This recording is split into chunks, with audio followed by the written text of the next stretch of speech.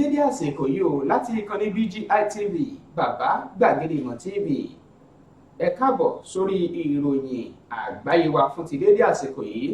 Olúwatóbilọ́ba Fásùgbà lóníròyìn ṣáájú ẹ̀gbọ́n kókó tó wà níròyìn ọ̀hún o. Àjọ serap ni wọ́n ti gbé ààrẹ Muhammadu Buhari lọ ilé ẹjọ́ láti dá a lọ́wọ́ kọ́ lórí wíwọ́gilé ìtàkùn ìkànsíra ẹni. Lọ́wọ́ kan náà Soludo ó fèsì padà sí Okonjo-Iweala lórí ìfẹ̀sùnkanni wípé ó yí ìwé tó ní nǹkan ṣe pẹ̀lú àlàkalẹ̀ bí nǹkan ṣe lọ lórí ọrọ̀ ajé ilẹ̀ Nàìjíríà. Lọ́wọ́ kan náà ìgbìmọ̀ tí wọ́n gbé kalẹ̀ láti ṣèwádìí lórí ilé tó wó lulẹ̀ ní Ìkòyí nípínlẹ̀ Èkó ti ké sí ìwé ìròyìn Punch láti wá farahàn. Àwọn èèyàn ìjọ tó jẹ́ obìnrin ni wọ́n ti bẹ̀rẹ̀ sí pè fún ìdájọ́ òdodo lórí ikú Sylvester Oromoni tilé ẹ̀kọ́ Dowen College. Ẹni tó jẹ́ ààrẹ báǹkì ìdàgbàsókè ilẹ̀ adúláwọ̀ tá a mọ̀ sí Akínwùmí Adésínà ló ti bẹnu àtẹ́ lu ìfòfinde àwọn orílẹ̀-èdè ilẹ̀ adúláwọ̀ gẹ́gẹ́ bí ìwà àkàgbà sí àwọn látọwọ́ àwọn ìjọba àgbáyé kan. Nílẹ̀ Gambia Adama Barrow ló jáwé olúborí ipò ààrẹ wọn nínú àṣẹ̀ṣẹ̀dìbò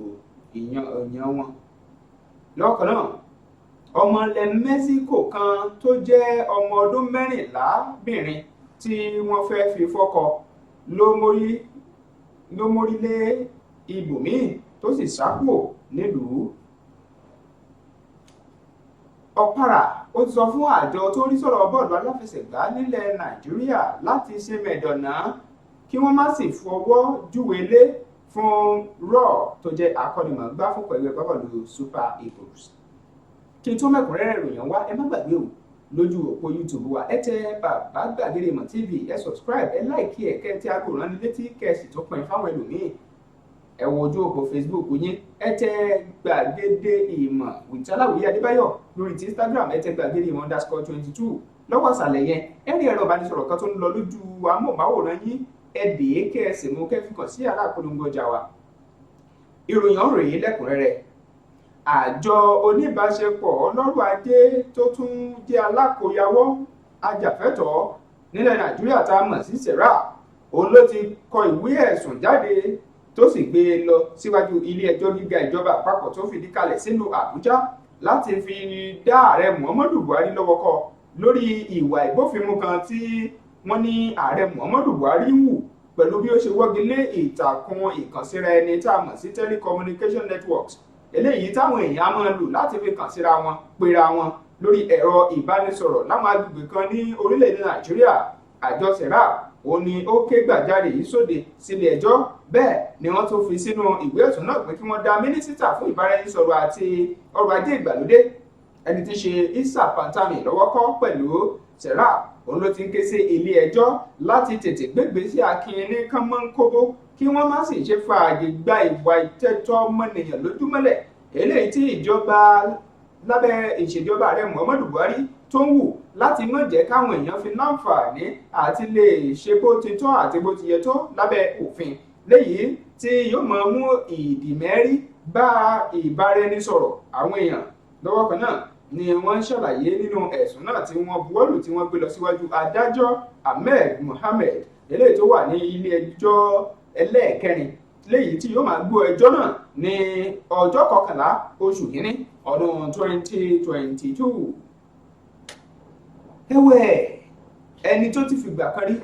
tó ti fi jẹ́ gómìnà báǹkì àpapọ̀ nílẹ̀ Nàìjíríà Charles Soludo léyìí tó jẹ́ àṣẹ̀ṣẹ̀dìbò yan gómìnà ní ìpínlẹ̀ Anambra ó ní ó ti bẹ̀rẹ̀ sí fèsì padà sí Okonjo-Iweala tó ti fìgbà kan rí náà jẹ́ mínísítà fún ìṣúná ìyẹn Ngozi Okonjo-Iweala lórí ẹ̀sùn tó fi kàn án wípé kò dá múṣémúṣé lásìkò tó jẹ́ gómìnà báǹkì àpapọ̀ ilẹ̀ Nàìjíríà nígbà náà lọ́hùn-ún léyìí tó ní ń ṣe ní orílẹ̀-èdè Nàìjíríà ló túbọ̀ rẹ̀ lábẹ́ títí ẹ̀ tó ń darí báǹkì àpapọ̀ náà. Sòlúdò ló wá fèsì padà sóde sí abilékọ Kóńjó-Iweala wípé òun gan ló ń dá múṣẹ́múṣẹ́ dáadáa jùlọ nínú àwọn gómìnà tó ti ń jẹ fún báńkì àpapọ̀ orílẹ̀-èdè Nàìjíríà, pé kó lọ wo àkọọ́lẹ̀ àwọn ìtẹ̀síwájú ńláńlá tó dé bá báńkì àpapọ̀ nígbà náà, pẹ̀lú bí ìdàgbàsókè lọ́nà 24 bó ṣe wáyé ní àárín oṣù díẹ̀, léyìí tó ń ṣàfihàn ìdáyàtọ̀ gédéǹgbé òun nínú àsìkò tó ń jẹ́ gómìnà nígbà náà ní fún báńkì àpapọ̀ ilẹ̀ Nàìjíríà. Ó wá ṣàlàyé sí pé Kóńjó-Iweala fúnra ẹ̀ gan ni kò ṣe dáadáa tó, bẹ́ẹ̀ sì rèé ló jẹ́ pé mùṣemúṣe rẹ̀ ọ̀dá múṣemúṣe tó pẹ̀lú ọrọ̀ ajé àti bí ohun gbogbo ṣe lọ lásìkò tó ń wà nípò ìjọba. Ẹ̀wẹ̀, ìjọba ìpínlẹ̀ Èkó ti gbé ìgbìmọ̀ kalẹ̀ léyìí tó jẹ́ láti ṣèwádìí tó lọ́rìn lórí ilé tó dà wó àti àwọn tó gbẹ̀mí mì níbi ilé Ìkòyí nípínlẹ̀ Èkó. Ìgbìmọ̀ náà ni wọ́n ń pè ní Coroner, tá a mọ̀ sí CORONER. Ìgbìmọ̀ ọ̀hún ló ti wá ké sí iléeṣẹ́ akọ̀ròyìn kan tá a mọ̀ sí Punch Newspapers láti wá farahàn níwájú rẹ̀ kí wọ́n lè fi ẹ̀rí máa jẹ́ mi ìsóhànde lórí bí àwọn èèyàn ṣe gbẹ̀mí mì sí níbi ilé tó dà wó nílé alájà 21 ní òpópónà Gerrard níkòyí ní ìpínlẹ̀ Èkó, léyìí tí wọ́n ní ẹni tó ní ń jẹ́ Fẹ́mi Òṣìgbónà tó náà wà níbi ilé ọ̀hún lásìkò tó dà wó, tó ń ti olùrànlọ́wọ́ rẹ̀ kan tó náà jẹ́ Onyinye Enekwe, tó fi mọ́ ọ̀rẹ́ rẹ̀ kan tí ń fi ilẹ̀ Amẹ́ríkà ṣe ibùgbé tó pẹ̀ jẹ́ Wálé Bob Oseni àti àwọn míì tó jẹ́ páwọn gan wà níbi ilé kíkọ́ ọ̀hún tí wọ́n ń ṣiṣẹ́ níbẹ̀. Àpapọ̀ àgbéta ló ń fi hàn pé àwọn 54 ló gbẹ̀mí mì tó sì jẹ́ ara àwọn ará èèyàn tí wọ́n rí lábẹ́ ilé ọ̀hún tó dà wó ní ìpínlẹ̀ Èkó. Síwájú sí i, wọ́n ní àwọn 15 ni wọ́n dóòlà kó níbi ilé tó dà wó ọ̀hún. Ìwé ìròyìn The Punch ni wọ́n wá ń ké sí báyìí láti wá farahàn níwájú ìgbìmọ̀ náà kí wọ́n sì wá sọ ohun tójú wọn kàn láti fi ẹ̀rí máa jẹ́ nìṣó hàn dé. Lọ́wọ́ kan náà, àwọn obìnrin ìjọ léyìí tí wọ́n jẹ́ ẹgbẹ́ kan tí ò rọ̀gbọ̀kú léjọba ni wọ́n ti kọ̀wé kan jáde lónìí nínú àtẹ̀jáde kan tá a fi sóde ní Yenagoa, níbi tí wọ́n ti ń fojú kò tọ́ wo ìṣekúpani àti bí ọmọ ọdún 12 ọ̀hún ti gbẹ̀mí mì, eléyìí tó jẹ́ ti akẹ́kọ̀ọ́ Jowen College nípínlẹ̀ Èkó tó pẹ̀ ń jẹ́ Sylvester Oromoni Jr. Àtẹ̀jáde ọ̀hún ni wọ́n fi sóde látọwọ́ ẹni tí í ṣe ààrẹ wọn abilékọ Rosemary John Oduone àti agbẹnusọ rẹ̀ ẹni tí í ṣe abilékọ Izugere Iwolo. Níbẹ̀ ni wọ́n ṣàlàyé pé ọmọ Oromoni Jr. eléyìí tó gbẹ̀mí mì ọ̀hún lẹ́yìn ìgbà tí ó ti ní àwọn àṣìṣe kan nínú ara tí àwọn akẹgbẹ́ rẹ̀ kan tí wọ́n ní wọ́n nà á débi pé ó kọjá bẹ́ẹ̀ ni wọ́n ti wá ń pè fún ìdájọ́ òdodo, tí wọ́n sì wá ń rọ àwọn ẹ̀ṣọ́ aláàbò gbogbo láti ṣiṣẹ́ ọ̀hún bó ti tọ́, kí wọ́n sì fi ìṣe àkọ́ṣẹ́mọṣẹ́ hàn káwọn tó wà nídìí ọ̀rọ̀ kí wọ́n lè tó lábàpà níwájú òfin. Dókítà Akínwùmí Adésínà tó jẹ́ ààrẹ fún ilé ìfowópamọ́ onídàgbàsókè ilẹ̀ adúláwọ̀ tá a mọ̀ sí AFDB, ó ti ṣàlàyé pé ìfòfindeni sí àwọn orílẹ̀-èdè kan nílẹ̀ adúláwọ̀ látàrí ìṣẹ̀lẹ̀rú Omicron eléyìí tó jẹyọ látara ti COVID-19 ló jẹun tó kù díẹ̀ káàtó tí ò sì bójú mu kọ́bọ̀. Adésínà òun ló ṣàlàyé léyìí lójú òpó Twitter rẹ̀, ìyẹn ìkànnì abẹ́yẹfò rẹ̀. Níbi bẹ̀ ló ti ṣàlàyé tó sì ń rọ àwọn orílẹ̀-èdè kan lágbàáyé pẹ̀lú bí wọ́n ṣe bẹ̀rẹ̀ sí gbọ́wọ́ sókè tí wọ́n sì ń wọ́gi lé àwọn orílẹ̀-èdè kan nílẹ̀ adúláwọ̀ gẹ́gẹ́ bí ẹlẹ́yàmẹ̀yà gbà tó sì kù díẹ̀ káàtó. Ó wá bẹ̀rẹ̀ sí ní fọ́ọ̀mù sóde wípé ohun tí ò da kò lóko méjì ni kódà. Ó ṣàlàyé síwájú sí pé àjàkálẹ̀ àrùn eléyìí tí ayé bẹ̀rẹ̀ sí pariwo yìí ló jẹ́ pé ilẹ̀ òkèèrè lọ́hùn náà ni wọ́n kúkú ti kó wá sí ilẹ̀ adúláwọ̀, léyìí tó wá tó àsìkò wá gẹ́ tí wọ́n á bẹ̀rẹ̀ sí tó ní fi òfin deni. Ó wá fi kún ọ̀rọ̀ rẹ̀ pé èyí yóò ṣe àkóńbá ńláńlá fún olúkúlùkù tó fi mọ́ ọrọ̀ ajé, ìgbé ayé, iṣẹ́ àti àwọn míì tó lè mú ìdàgbàsókè bá ilẹ̀ adúláwọ̀. Adésínà ló wá sọ pé àfi kí wọ́n tètè rí dájú pé wọ́n fi ọ̀wọ̀ tó jinlẹ̀ hàn fún ilẹ̀ adúláwọ̀ náà, kí wọ́n sì yéé máa fi ilẹ̀ adúláwọ̀ sí ipò tó ń bu ní kù láwùjọ àgbáyé. Ìròyìn ilẹ̀ òkèèrè. Ààrẹ tuntun kan nílẹ̀ Gambia Adama Barrow òun ló ti jáwé olúborí ipò ààrẹ eléyìí tó wáyé kọjá lọ́jọ́ sátidé. Barrow òun ni ó ti wá di ẹjẹ́ kó jẹ́ olùjáwé olúborí lábẹ́ àṣẹ ẹgbẹ́ òṣèlú tiẹ̀ tó ń gangan ti dìde ìyẹn látinú ẹgbẹ́ òṣèlú NPP támọ̀ sí National People's Party. Ó ní àwọn àkójọpọ̀ ètò òdìbò tí wọ́n kà tó ń ṣàfihàn pé ó pegedé ju ti akẹgbẹ́ rẹ̀ tó ń jẹ́ Ozano Dabo lẹ́yìn tó ń jẹ́ ọmọ ẹgbẹ́ òṣèlú United Democratic Party UDP. Wọ́n ṣàlàyé síwájú sí wípé Adama Barrow òun ni wọ́n yàn lẹ́yìn tí ẹni tó jẹ́ alága àpapọ̀ fún àjọ elétò òdìbò ilẹ̀ Gambia ọ̀hún tá a mọ̀ sí Aleo Mama ló ṣàlàyé tó sì kéde ìjáwé olúborí náà. Lọ́dún 2016 ni wọ́n ti kọ́kọ́ ṣàlàyé wípé Adama Barrow òun ni ó jáwé olúborí tó díje dupò tó tún jáwé olúborí nígbà náà lọ́hùn-ún lẹ́yìn tí ó ti fi àgbà hàn ẹni tó jẹ́ adarí apàṣẹwàá nílẹ̀ náà tá a mọ̀ sí Yahya Jammeh. Ìròyìn ilẹ̀ òkèèrè bákan náà. Ọmọ ọdún 14 kan tó jóbìnrin ni wọ́n ti tì mọ́ ọgbà ẹ̀wọ̀n báyìí lẹ́yìn ọ̀sẹ̀ kan lẹ́yìn tó sá àsálà kúrò ní ilé wọn nítorí pé wọ́n fẹ́ fi ṣe lé ọkọ lọ́wọ́ àmọ́ tí ọmọbìnrin ọ̀hún tí orúkọ ẹ̀ ń jẹ́ Anayeli eléyìí tí ó ti kọ́kọ́ ń rò tẹ́lẹ̀ wípé bóyá ẹ̀gbọ́n òun ni wọ́n fẹ́ fi lọ́kọ lọ́wọ́. Èyí ló wáyé nílẹ̀ Mexico ní ìpínlẹ̀ kan tí wọ́n ń pè ní Guerrero léyìí tí wọ́n ní wọ́n ti san àwọn owó kan fún láti fi ṣe owó orí ẹ̀ tó jẹ́ 200,000 pesos léyìí tó wà ní ìpíndọ́gba sí 900 dọ́là eléyìí tí wọ́n ní ó yẹ kí wọ́n san ná fún owó orí ọmọbìnrin ọ̀hún.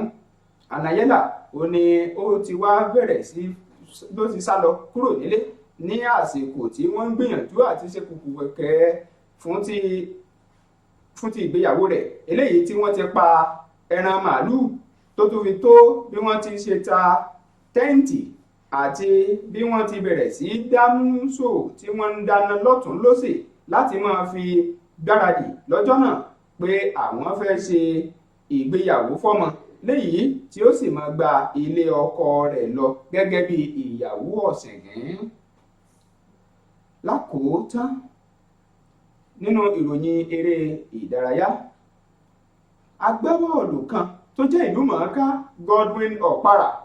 òun ló ti rọ àjọ tí ń rí sọ́rọ̀ bọ́ọ̀lù aláfẹsẹ̀gbá lórílẹ̀‐èdè Nàìjíríà láti ṣọ́ra ṣe kí wọ́n má sì ṣe fọwọ́ òsì júwe ilé fún akọ́nimọ̀ọ́gbá fún pẹgbẹ́ gbábọ́ọ̀lù Super Eagles torílẹ̀‐èdè Nàìjíríà tá a mọ̀ sí Genetrol léyìí tí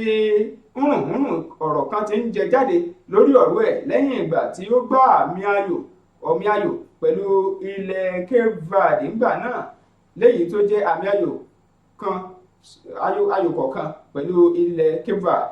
Ọmọ ilẹ̀ Faransé tó tún fapá kẹjọ ọmọ ilẹ̀ Jámánì yìí ó ní wọ́n ti ń sọ̀rọ̀ lé lórí tí wọ́n sì wá ń ṣàlàyé bí pé àfi dandan kí wọ́n gbìyànjú àti ní sùúrù díẹ̀ lórí ọ̀rọ̀ ẹ̀. Opara ló kọ́kọ́ fọ̀n sóde lórí ìkìlọ̀ yìí bẹ́ẹ̀ ni Victor Ikpeba náà lòun náà fọ̀n sóde wípé kí wọ́n tètè lọ jámi lápọ̀n tí ó yọ kí wọ́n sì lọ dá mi lákaná nítorí èyí lè léwu púpọ̀ fún ikọ̀ ẹgbẹ́ bọ́ọ̀lù ti Super Eagles torílẹ̀-èdè Nàìjíríà. Ó sọ eléyìí lásìkò tí wọ́n ń bá oníròyìn sọ̀rọ̀ níbẹ̀ ló ti ní èyí lè fa òwúwọ́wù tó sì lè kó wàhálà sílẹ̀ fún ikọ̀ náà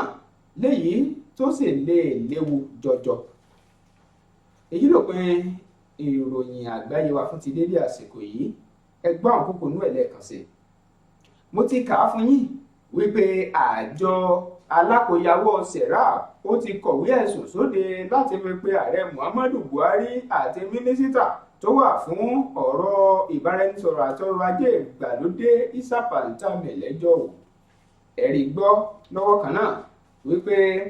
Soludo ó ti fèsì ọ̀rọ̀ padà sí Okonjo-Iweala lórí bí ó ṣe fẹ̀sùn kàn án pé ó ń yí àwọn ìwé àlàkalẹ̀ kan tó ń sọ̀rọ̀ nípa ọrọ̀ ajé ilẹ̀ Nàìjíríà. Lọ́wọ́ kan náà lẹ́tún rí gbọ́ pé ìjọba ìpínlẹ̀ Èkó ni ó ti gbé ìgbìmọ̀ kan kalẹ̀ eléyìí tó ń ṣèwádìí lórí ilé Ìkòyí tó wó. Bẹ́ẹ̀ ni ìgbìmọ̀ ń ké sí ìwé ìròyìn Punch láti wá máa fi ẹ̀rí máa jẹ́mi ìsókan àdé o. Lọ́wọ́ kan náà lórí ọ̀rọ̀ Sylvester Oromoni, àwọn obìnrin ìjọ ni wọ́n ti ń pè fún ìdájọ́ òdodo kí wọ́n sì fojú àwọn ẹni ibi tó lamba pa níwájú òfin. Lọ́wọ́ kan náà dókítà Akínwùmí Adésínà tó jẹ́ ààrẹ báńkì ìdàgbàsókè ilẹ̀ adúláwọ̀ ó ti bẹ̀rẹ̀ sí pagi ìkìlọ̀ tó sì ti ń fojú kò tọ́ wo ìgbésẹ̀ táwọn orílẹ̀-èdè kan ń gbé tako ilẹ̀ adúláwọ̀ pẹ̀lú bí wọ́n ṣe ń fòfin de àwọn ọmọ ilẹ̀ adúláwọ̀ látàrí ìṣẹ̀lẹ̀ oko Omicron eléyìí tó jẹyọ látara COVID-19. Bákan náà mo tún mú wá fún yín wípé nínú ètò ìdìbò Gambia sípò ààrẹ wọn tó wáyé, Adama Barrow ó mọ̀ ló jáwé olúborí gẹ́gẹ́ bí ààrẹ ilẹ̀ náà tuntun. Ẹ tún rí gbọ́ lọ́wọ́ kan náà pé ọmọbìnrin ọmọ ọdún 14 kan tó jẹ́ ọmọ ilẹ̀ Mexico sá kúrò nílé o ṣáájú kí wọ́n tó bẹ̀rẹ̀ ayẹyẹ ìgbéyàwó rẹ̀ tí wọ́n ti ń dáná lọ́wọ́. Lọ́wọ́ kan náà ẹ tún rí gbọ́ wípé Ọ̀para àti Victor Ikpeba wọ́n pa ibi ìkìlọ̀ tó lọ́rìn fún àjọ tí ń sọ̀rọ̀ bọ́ọ̀lù aláfẹsẹ̀gbá ní ilẹ̀ Nàìjíríà láti má ṣe fọwọ́ òsì júwèlé fún Janet Rohr. Èyí ló pin ìròyìn àgbáyé wa fún ti dédé àsìkò yìí. Ẹ má gbàgbé o, lójú òpó YouTube wa ẹ tẹ Bàbá Gbàgede Ìmọ̀ TV, ẹ subscribe kẹ ẹ sì like ẹ kẹ ẹ tó ti aago ìránnilétí kódà kẹ ẹ tó pín fáwọn ẹlòmíín. Lórí ti Facebook ẹ tẹ Gbàgede Ìmọ̀ with Aláwìyé Adébáyọ̀, lórí ti Instagram ẹ tẹ Gbàgede Ìmọ̀ _22. Lọ́wọ́ ìsàlẹ̀ yẹn ẹ rí ẹ̀rọ ìbánisọ̀rọ̀ yẹn o, bó ṣe ń lọ lọ́wọ́ ìsàlẹ̀ ẹ dé kẹ́ ẹ mọ̀ wọn lẹ́fi kàn sí yàrá àpolongo ọjà wa níkànnì BGI TV léyìí tá a sì polongo ń tẹ̀ ń tà fàyè rí. Olúwatóbilọ́ba Fásùgbà lọ́kàròyìn, ẹ ṣeun o, ó dìgbà kan náà.